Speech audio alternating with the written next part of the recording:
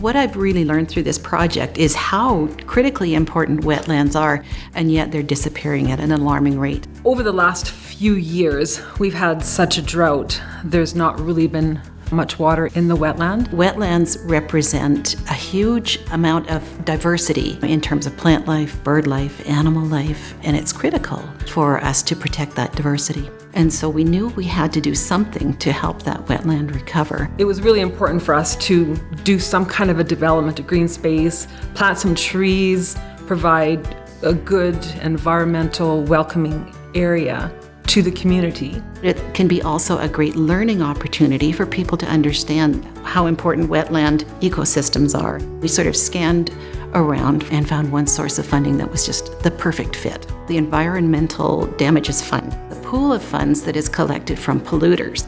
We had a pre-polling survey sent out to the community. Initially, there wasn't much interest or involvement from the community. But after that survey, a number of people stepped up.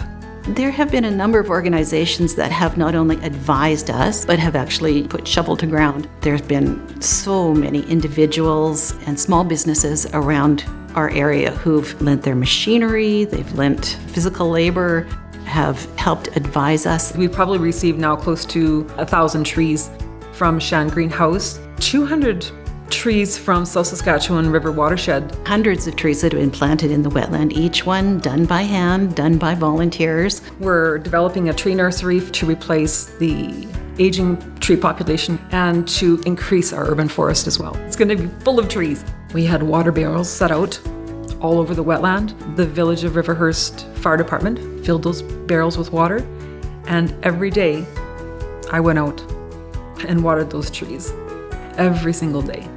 To install flood control is an expensive proposition, and by combining flood control with the preservation and restoration of our wetland, it was sort of a win-win solution. Council was very happy to learn that that was part of our plan. We'll have walking paths throughout the site, we'll have good signage to direct people. We're starting a Adopt a Tree, Plant a Garden program within this project, which is focused on the youth within our village. In a couple of years' time, the trees will have grown a little bit, everything will be installed, and people will stop and spend time going through our wetland and learn a little bit about wetland ecosystems.